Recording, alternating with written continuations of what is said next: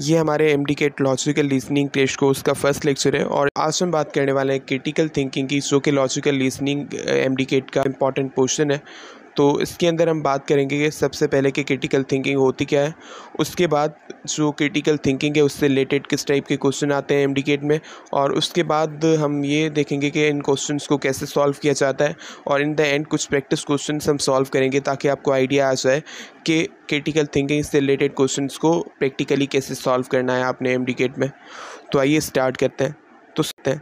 तो सबसे पहले हमारे पास जो बात आती है वो ये है कि हमारे पास क्रिटिकल थिंकिंग का मतलब क्या होता है, क्रिटिकल थिंकिंग क्या होती है।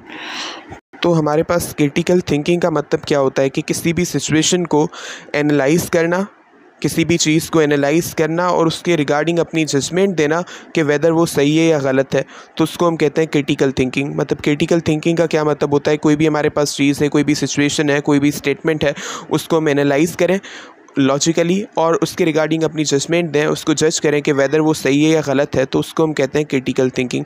जैसे यहाँ पे लिखा हुआ है कि क्रिटिकल थिंकिंग क्या है, हमारे पास प्रोसेस ऑफ एवोल्यूशन है जिसमें हम लॉजिक को यूज़ करके जो हमारे पास ट्रुथ है उसको फॉल्स से सेपरेट करते हैं, मतलब कि ट्रुथ और फॉल्स को सेपरेट करते हैं, मतलब जज करते हैं हम चीज़ों को कि वो सही है या गलत है। और रीजनेबल फ्राम अनरीजनेबल बिलीव्स, मतलब कि जो रीजनेबल है सही है उसको अनरीजनेबल से गलत से हम क्या करते हैं, डिफ्रेंशिएट करते हैं, सेपरेट करते हैं। कैसे, लॉजिक यूज़ करके जो हमारे पास स्टेटमेंट है लिखी हुई है उसको हम एनालाइज करके फिर हम ट्रू या फॉल्स डिसाइड करते हैं। तो इसी को हम कहते हैं क्रिटिकल थिंकिंग, मतलब कि किसी भी चीज़ के रिगार्डिंग अपनी जजमेंट देना कि वेदर वो सही है या गलत है।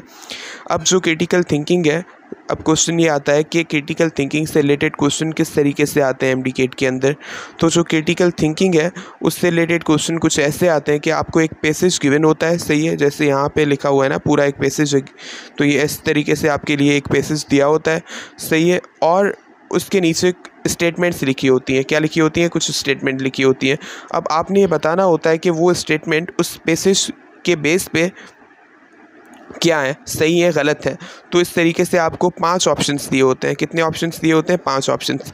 मतलब कि ये हमारे पास एक पैसेज दिया होगा, सही है, और उसके नीचे स्टेटमेंट्स होंगी, सही है। फिर हर स्टेटमेंट के नीचे आपको 5 ऑप्शंस दिए हुए होंगे, सही है। एक होगा ट्रू, दूसरा होगा प्रोबेबली ट्रू, तीसरा होगा इनसफिशिएंट डेटा टू से ट्रू और फॉल्स, चौथा होगा प्रोबेबली फॉल्स और पांचवा होगा फॉल्स। तो इस तरीके से 5 ऑप्शंस आपको दिए होते हैं। इनमें से आपने कोई भी एक ऑप्शन सेलेक्ट करना होता है। अब आपने क्या करना है, उस स्टेटमेंट को, जैसे यहाँ पे ये स्टेटमेंट लिखी हुई है, सही है, इस स्टेटमेंट को आपको क्या करना होता है, एनालाइज करना होता है, सही है, और इस पैसेज के बेस पे आपको बताना होता है कि वो जो स्टेटमेंट है, सही है, वो हमारे पास क्या है, ट्रू है, फॉल्स है, या फिर हमारे पास वो प्रोबेबली ट्रू है, प्रोबेबली फॉल्स है, या इनसफिशिएंट डेटा है, मतलब कि इतनी डेटा नहीं है कि हम कुछ कह सकें ट्रू या फॉल्स। तो आपको एक ऑप्शन सेलेक्ट करना होता है। मतलब कि क्या करना है आपको एग्जैक्टली, आपको उस स्टेटमेंट को एनालाइज करना होता है और फिर उसकी डिग्री ऑफ ट्रुथ डिसाइड करनी होती है, सही है। जो 5 ऑप्शंस हैं उनमें से कोई एक सिलेक्ट करना होता है उसकी डिग्री ऑफ ट्रुथ के अकॉर्डिंग, सही है।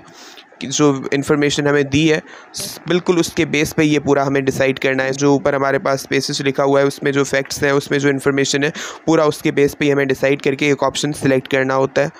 तो अब ये बात आती है, सही है, कि जो डिफरेंट ऑप्शंस होते हैं, जैसे हमारे पास ट्रू है, प्रोबेबली ट्रू है, इनसफिशिएंट डेटा टू से या ट्रू और फॉल्स है, प्रोबेबली फॉल्स है या फॉल्स है। अब इनमें से हम कौन सा ऑप्शन किस सिचुएशन में सिलेक्ट करते हैं, तो ये ट्रिक मैं आपको बताता हूँ कि कौन सी कंडीशन में आपको कौन सा ऑप्शन सिलेक्ट करना है।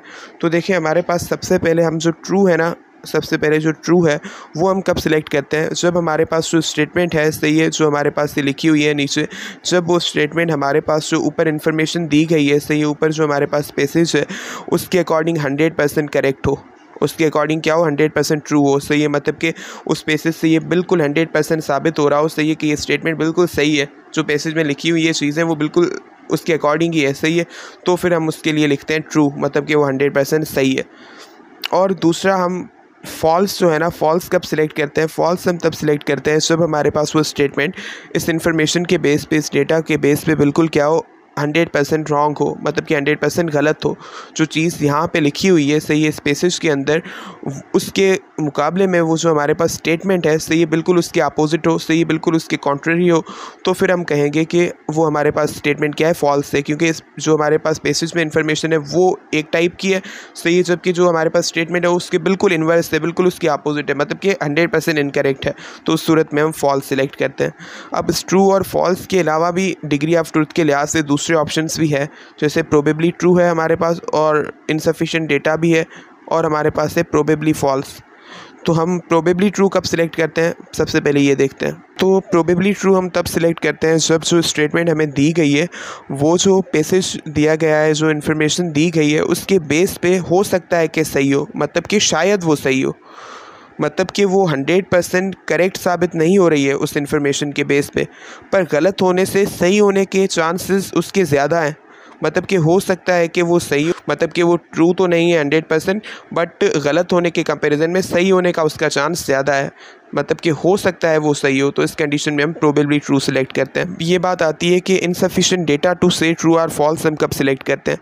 देखिए हमारे पास हम इनसफिशिएंट डेटा टू से ट्रू और फॉल्स तब सिलेक्ट करते हैं जब हमारे पास इस स्टेटमेंट को उस पैसेज के बेस पे, उस इन्फॉर्मेशन के बेस पे सही या गलत कहने के लिए रिक्वायर्ड डेटा उस पैसेज के अंदर अवेलेबल ना हो। मतलब कि ये जो हमारे पास पैसेज है उसके बेस पे कोई एक स्टेटमेंट है, अब वो जो स्टेटमेंट है उसको हम सही या गलत रेट करना चाहते हैं, सही या गलत हम उसको कहना चाहते हैं, तो उसके लिए जो हमें डेटा रिक्वायर है ना, वो इस इन्फॉर्मेशन के अंदर मौजूद नहीं है, वो इस पैसेज के अंदर मौजूद नहीं है डेटा। मतलब कि अगर वो हमारे पास कोई चीज़ है, कोई स्टेटमेंट है, उसको डिसाइड करने के लिए जो रिलेटेड हमारे पास डेटा होनी चाहिए वो यहाँ पे मौजूद ही नहीं है, तो उस केस में हम क्या लिखेंगे, इनसफिशिएंट डेटा टू से ट्रू और फॉल्स। उसके बाद हम प्रोबेबली फॉल्स कब सिलेक्ट करते हैं। अब देखिए प्रोबेबली फॉल्स हम तब सिलेक्ट करते हैं जब वो स्टेटमेंट उस पैसेज के बेस पे शायद गलत हो, मतलब हो सकता है कि वो गलत हो, मतलब 100% वो गलत साबित नहीं हो रही है उस पैसेज के बेस पे, उस इन्फॉर्मेशन के बेस पे हम उसको 100% गलत नहीं कह सकते, पर सही होने के मुकाबले में गलत होने का उसका चांस ज़्यादा है। मतलब कि ये हमारे पास कोई स्टेटमेंट है, इस बेसिस के बेस पे वो 100% गलत नहीं है, सही है, 100% गलत होने के उसकी कोई एविडेंस नहीं मिल रही इस बेसिस से, सही है, बट हाँ हो सकता है शायद वो गलत हो, हमें लग रहा है हो सकता है वो गलत हो, क्योंकि सही होने से उसके गलत होने का इम्कान ज़्यादा है। तो इस केस में हम प्रोबेबली फॉल्स सिलेक्ट करते हैं। आई होप अब आपको ये समझ में आ गया हो। अब हमारे पास ये एक पैसेज गिवन है, सही है, एक इन्फॉर्मेशन दी हुई है, उसके रिगार्डिंग हमारे पास 3 स्टेटमेंट्स भी दी गई हैं। हर स्टेटमेंट के लिहाज से हमें बताना है कि वो क्या है, ट्रू है, फॉल्स है, प्रोबेबली ट्रू है, प्रोबेबली फॉल्स है, इनसफिशिएंट डेटा है हमारे पास उससे रिलेटेड, वो हमें बताना है। तो सबसे पहले आपने क्या करना होता है, पैसेज को आपने सही से पढ़ना होता है, उसके मतलब को, उसकी मीनिंग को समझना होता है, तभी आप उसके जो स्टेटमेंट है उसको रेट कर पाएंगे उस पैसेज के बेस पे। जैसे यहाँ पे हमारे पास लिखा हुआ है कि Ahmed company has been successful for the past 5 years. कह रहा है कि जो अहमद की कंपनी है ना, वो पिछले 5 सालों से बहुत ज़्यादा सक्सेसफुल है। Reported profits have been rising each year. कह रहा है कि जो उसके प्रॉफिट्स हैं ना वो हर साल बढ़ रहे हैं, और 2018 में सबसे ज़्यादा प्रॉफिट हुए उसको। और उसको सेलिब्रेट करने के लिए अहमद ने अपने जो स्टाफ है उसको एक 5 स्टार रेस्टोरेंट है सिटी का, वहाँ पे उसने क्या दी, उसको ट्रीट दी, उसको पार्टी दी अपने स्टाफ को। तो यहाँ पे यही कह रहा है कि जो अहमद है, सही है, उसकी कंपनी है वो पिछले 5 सालों से बहुत ज़्यादा सक्सेसफुल है, और 2018 में तो उसको सबसे ज़्यादा क्या हुए हैं, प्रॉफिट्स हुए हैं। और इसी को सेलिब्रेट करने के लिए, अपनी कंपनी की जो इतनी ज़्यादा प्रॉफिट हो रहे हैं उसको सेलिब्रेट करने के लिए अहमद अपने स्टाफ को एक 5 स्टार रेस्टोरेंट में ट्रीट दे रहा है। अब इसके बेस पे हमने इस स्टेटमेंट्स को क्या करना है, जज करना है। जो भी हम करेंगे जज, वो इस बेसिस के बेस पे करेंगे, प्योरली इस बेसिस के बेस पे हमने अपनी जजमेंट देनी है। जैसे अहमद इज़ रिच, कि अहमद रिच है, अब अहमद अमीर है, सही है, अब इसको हम क्या कहेंगे इस बेसिस के बेस पे। अब देखें अहमद इज़ रिच, यहाँ पे हमारे पास कहीं पे भी डायरेक्टली ये लिखा हुआ नहीं है, सही है, कहीं से भी ये डायरेक्टली साबित नहीं हो रहा कि अहमद रिच है। हाँ, तो इसलिए हमारे पास ये ट्रू तो नहीं होगा, सही है, क्योंकि यहाँ पे नहीं लिखा हुआ कि अहमद रिच है कहीं पे भी। बट हाँ कि हमारे पास ये जो अहमद है उसकी कंपनी रिच है ये लिखा हुआ है, सही है, कि अहमद की कंपनी को बहुत ज़्यादा प्रॉफिट हो रहे हैं। तो इससे ये तो साबित नहीं हो रहा कि अहमद खुद रिच है, बस इतना ही लिखा हुआ है ना कि अहमद की कंपनी को प्रॉफिट हो रहे हैं, सही है। बट हाँ, इसको ट्रू तो नहीं कह सकते, 100% तो ये ट्रू नहीं है, करेक्ट नहीं है इस बेसिस के बेस पे ये चीज़। बट हाँ, गलत होने से इसके सही होने के इम्कान ज़्यादा हैं, क्योंकि अगर हमारे पास अहमद की कंपनी इतनी ज़्यादा सक्सेसफुल है तो सीधी सी बात है कि अहमद भी रिच हो सकता है, सही है, बट 100% करेक्ट नहीं है। मे बी वो ना हो, उसने अपना जो सारा प्रॉफिट है कंपनी पे लगा रखा हो, सही है, वो खुद इतना रिच अभी तक नहीं हुआ हो, सही है, मतलब कि 100% तो करेक्ट ये चीज़ नहीं है, बट हाँ हो सकता है सही हो, क्योंकि अगर इतनी बड़ी कंपनी है तो अहमद ख़ुद भी अमीर होगा अगर उसकी कंपनी इतनी ज़्यादा प्रॉफिट में जा रही है। तो मतलब कि गलत होने से इसका सही होने का इम्कान ज़्यादा है इस बेसिस के बेस पे, क्योंकि इसमें यही कह रहा है ना उसकी कंपनी इतनी ज़्यादा सक्सेसफुल रही है, तो इसीलिए हो सकता है कि अहमद रिच हो, मतलब कि हो सकता है ये चीज़ सही हो। तो जब हो सकता है ये सही हो, गलत होने से सही होने का इसका इम्कान ज़्यादा है, तो हम क्या सिलेक्ट करेंगे? प्रोबेबली ट्रू सिलेक्ट करेंगे। उसके बाद कह रहा है अहमद स्टाफ आर हैप्पी, कि अहमद का स्टाफ हैप्पी है। तो अहमद का स्टाफ हैप्पी है, इससे रिगार्डिंग कोई भी डेटा यहाँ पे मौजूद नहीं है। अहमद का स्टाफ हैप्पी है, खुश है, नहीं है, उससे रिलेटेड कोई भी बात यहाँ पे नहीं बता रहा। सही है, मतलब कि इस स्टेटमेंट को सही या गलत कहने के लिए कोई इन्फॉर्मेशन हमें इस पैसेज के अंदर दी नहीं गई, कोई डेटा ही नहीं है अवेलेबल, कोई ऐसी बात ही नहीं कही जिससे ये पता चले कि अहमद का स्टाफ हैप्पी है या नहीं है, उसके बारे में कोई बात ही नहीं कर रहा। उसका मतलब ये हमारे पास इनसफिशिएंट डेटा है हमारे पास इससे रिलेटेड टू से ट्रू और फॉल्स। उसके बाद है कि Ahmed company perform well in 2017, कि अहमद की जो कंपनी है उसने 2017 में बहुत ज़्यादा अच्छा परफॉर्म किया। तो ये बात सही है, क्योंकि पिछले 5 सालों की बात कर रहा है ना यहाँ पे, कि हमारे पास पिछले 5 सालों से अहमद की कंपनी सक्सेसफुल रही है। तो उसके बेस पे हम इस स्टेटमेंट को क्या कहेंगे कि अहमद की कंपनी ने बहुत ज़्यादा अच्छा परफॉर्म किया है 2017 में। इसको हम बिल्कुल क्या कहेंगे? ट्रू कहेंगे। सही है, मतलब डेफिनेटली ट्रू है। क्यों ट्रू है ये? क्योंकि हमारे पास अहमद की कंपनी का ये ऊपर यही बोल रहा है बेसिस में कि पिछले 5 सालों से सक्सेसफुल है। उस पिछले 5 सालों में हमारे पास 2017 भी आ जाता है। तो यहाँ पे हमें क्या कह रहा है कि जो अहमद है उसकी कंपनी पिछले 5 सालों से बहुत ज़्यादा सक्सेसफुल रही है, ऐसा ही कह रहा है ना।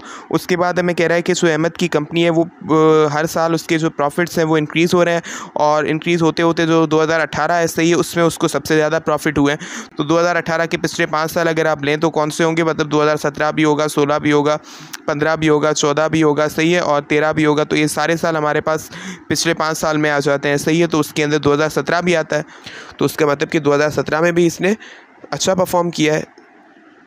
तो इसलिए ये भी हमारे पास क्या है? ये भी हमारे पास डेफिनेटली ट्रू है, मतलब कि ये बिल्कुल इस बेसिस के बेस पे ये बात 100% करेक्ट साबित हो रही है कि हाँ अहमद की कंपनी ने अच्छा परफॉर्म किया है 2017 में भी। जो चीज़ लिखी हुई है इस बेसिस में उसके बेस पे ये चीज़ 100% करेक्ट साबित हो रही है, क्योंकि उसके पिछले 5 सालों का लिखा हुआ है सक्सेसफुल है, उसके अंदर 2017 भी आता है, मतलब कि ये हमारे पास करेक्ट हो रही है इसके बेस पे। तो इसके लिए हम इसको सिलेक्ट करेंगे ट्रू, मतलब कि डेफिनेटली ट्रू। तो ये हमारे पास इस तरीके से आपको आंसर देने होते हैं। अब हम कुछ प्रैक्टिस क्वेश्चन सॉल्व करते हैं ताकि और भी ज़्यादा आपको आइडिया आ जाए इससे रिलेटेड। अब ये हमारे पास एक पैसेज दिया गया है, उसको हम पढ़ते हैं सबसे पहले, फिर उसके रिगार्डिंग जो हमारे पास स्टेटमेंट है उनका आंसर देते हैं। अब हमें कह रहा है in the overall economy of Pakistan agriculture is the largest sector of economic activity. कह रहा है कि जो इकोनॉमी है ओवरऑल पाकिस्तान की उसके अंदर एग्रीकल्चर है ना वो सबसे बड़ा सेक्टर है, मतलब कि सबसे बड़ा हिस्सा है एग्रीकल्चर का पाकिस्तान की इकोनॉमी में। ये जो है सही क्रूशल रोल प्ले करता है इन कंट्रीज़ इकोनॉमिक डेवलपमेंट। सही कंट्री की जो इकोनॉमी की डेवलपमेंट है उसमें एग्रीकल्चर का बहुत इंपॉर्टेंट रोल है। कैसे? ये फूड प्रोवाइड करता है उसके जो मुल्क के जो लोग हैं उनको, और जो उस मुल्क की इंडस्ट्री है सही है उसको ये मटीरियल्स प्रोवाइड करता है। एग्रीकल्चर से डिफरेंट हमारे पास मटीरियल्स आते हैं सही है, तो वो इंडस्ट्री को प्रोवाइड करता है सही है। इस तरीके से ये कंट्री की इकोनॉमी में बहुत ज़्यादा crucial role, important role play कर रहा होता है सही है। ये जो हमारे पास है, ये हमारे पास जो नेशनल इनकम है ना, मतलब कि नेशनल इनकम है उसमें एग्रीकल्चर का सबसे बड़ा शेयर होता है, लार्जेस्ट शेयर होता है सही है। इसका किसका? हमारे पास एग्रीकल्चर का। अब जो डिफरेंट हमारे पास एग्रीकल्चर की रिलेटेड चीज़ें हैं सही, एग्रीकल्चरल एक्टिविटीज़ हैं, वो इंडिपेंडेंस से 40% से ज़्यादा शेयर मुल्क की इकोनॉमी में कंट्रीब्यूट कर रही हैं सही है। During this decade of 50s it actually contributed about half of the national output। और कह रहा है कि जो 50s का डिकेड था उसमें तो उन्होंने 50% से भी ज़्यादा कंट्रीब्यूट किया है नेशनल इकोनॉमी में इस एग्रीकल्चर ने। अब देखिए यहाँ पे हमें क्या कह रहा है, जो ओवरऑल इकोनॉमी है पाकिस्तान की उसमें जो एग्रीकल्चर है उसका सबसे बड़ा हिस्सा है पाकिस्तान की इकोनॉमी में सही है, और पाकिस्तान की इकोनॉमिक डेवलपमेंट है उसमें बहुत ज़्यादा इंपॉर्टेंट रोल प्ले कर रहा है। जो लोग हैं उनको ये फूड प्रोवाइड कर रहा है, जो इंडस्ट्री है उसको ये मटीरियल्स दे रहा है, जो नेशनल इनकम है उसका सबसे बड़ा हिस्सा इससे एग्रीकल्चर से आ रहा है सही है। और जो हमारे पास एग्रीकल्चर की जो डिफरेंट एक्टिविटीज़ हैं वो इंडिपेंडेंस के बाद से 40% से ज़्यादा कंट्रीब्यूट कर रही हैं सही है इकोनॉमी में, नेशनल आउटपुट में। और 50s के डिकेड में तो ये चीज़ 50% से भी ज़्यादा हो गई, मतलब 50% से भी ज़्यादा शेयर इकोनॉमी का, सही है, 50 में आ रहा था एग्रीकल्चर से। तो यही बात कह रहे हैं, उसके बेस पे ही हमें इन स्टेटमेंट को जज करना है। पहला स्टेटमेंट है कि agriculture is the main history of Pakistan economy, मतलब कि जो एग्रीकल्चर है सही है वो पाकिस्तान की इकोनॉमी का सबसे इंपॉर्टेंट हिस्सा है एक, मतलब कि पाकिस्तान की इकोनॉमी जो है सही है वो इस एग्रीकल्चर पे डिपेंड कर रही है। मेन हिस्ट्री का मतलब है कि सबसे इंपॉर्टेंट हिस्सा, मतलब कि जिस पे कोई चीज़ डिपेंड कर रही हो, मतलब पाकिस्तान की इकोनॉमी एग्रीकल्चर पे डिपेंड कर रही है, इसका मतलब ये है इस स्टेटमेंट का। तो बिल्कुल सही स्टेटमेंट है, सही है, क्योंकि यहाँ पे हमें यही कह रहा है ना कि पाकिस्तान की इकोनॉमी जो है उसका लार्जेस्ट सेक्टर जो है वो एग्रीकल्चर ही है। तो ये चीज़ लिखी हुई है यहाँ पे, तो इस स्टेटमेंट की जो है ये हमारे पास इस इंफॉर्मेशन के बेस पे क्या है, डेफिनेटली ट्रू है, सही है, क्योंकि हमारे पास यहाँ पे कह रहा है कि एग्रीकल्चर जो है पाकिस्तान की इकोनॉमी का मेन हिस्सा है, पाकिस्तान की इकोनॉमी इस पर डिपेंड कर रही है, ये कह रहा है इस स्टेटमेंट में। और ये चीज़ ऊपर लिखी हुई है सीधी सी कि एग्रीकल्चर जो है सही है वो लार्जेस्ट सेक्टर है, सबसे बड़ा सेक्टर है और सबसे ज़्यादा हमारे पास ये कंट्रीब्यूट कर रहा है नेशनल इनकम में, सही है। तो उसका मतलब कि पाकिस्तान की इकोनॉमी का ये एक पिलर है, तो ये बात सही है। तो ये डेफिनेटली ट्रू है इस पैसेज के बेस पे, ऑप्शन ए। उसके बाद कह रहा है agriculture is the only source of national income of Pakistan, की एग्रीकल्चर जो है पाकिस्तान की इनकम का ओनली सोर्स है। पैसेज के अंदर कह रहा है कि ये लार्जेस्ट सेक्टर है और ये कह रहा है ओनली सोर्स है, मतलब कि पैसेज के बेस पे ये चीज़ क्या है, गलत है, क्योंकि पैसेज के अंदर बता रहा है कि वो लार्जेस्ट सोर्स है इकोनॉमी का। अगर लार्जेस्ट सोर्स है उसका मतलब कि ये सबसे बड़ा है, उसके अलावा दूसरे भी होंगे, बट ये कह रहा है स्टेटमेंट के अंदर कि सिर्फ यही एक है, तो उसका मतलब कि पैसेज के बेस पे चीज़ क्या है, गलत है। तो उसका मतलब कि डेफिनेटली फॉल्स है, 100% गलत साबित हो रही है, तो डेफिनेटली फॉल्स सिलेक्ट करना होता है हमने। उसके बाद कह रहा है contribution of agriculture to Pakistani economy rose substantially after independence, कह रहा है कि जो एग्रीकल्चर का कंट्रीब्यूशन है पाकिस्तान की इकोनॉमी में वो इंडिपेंडेंस के बाद बढ़ा है। तो देखिए यहाँ पे ये चीज़ लिखी हुई है ना कि इंडिपेंडेंस है सही, उसके बाद 40% से ज़्यादा हमारे पास कंट्रीब्यूशन रही है एग्रीकल्चर की इकोनॉमी के अंदर। तो उसका मतलब कि इंडिपेंडेंस के बाद आहिस्ता आहिस्ता वो क्या हो रहा है, सही है, इंक्रीज़ हो रहा है। जो इंडिपेंडेंस के बाद हमारे पास जो कंट्रीब्यूशन है ना एग्रीकल्चर का पाकिस्तान की इकोनॉमी में, जो हिस्सा है एग्रीकल्चर का वो आहिस्ता आहिस्ता बढ़ रहा है, वो शेयर जो है सही है वो आहिस्ता आहिस्ता इंक्रीज़ हो रहा है। तो ये चीज़ बिल्कुल सही है, क्योंकि इस पैसेज के बेस पे ये करेक्ट साबित हो रही है। पैसेज के अंदर ये बात बताई गई है ना कि एग्रीकल्चर का जो शेयर है ना इकोनॉमी में वो 40% से ज़्यादा बढ़ा है और 50s के डिकेड में तो वो हाफ तक हो गया था, 50% तक हो गया था। मतलब कि ये जो स्टेटमेंट है कि बिल्कुल सही है, ये करेक्ट साबित हो रही है, क्योंकि इसके अंदर ये चीज़ बताई गई है। तो उसका मतलब कि हमारे पास ये डेफिनेटली ट्रू है। तो ये हमारा लेक्चर था। आई होप आपको अब ये समझ में आ गया होगा कि इन क्वेश्चन को कैसे सॉल्व करना है। Thank you very much and stay tuned for the next lecture.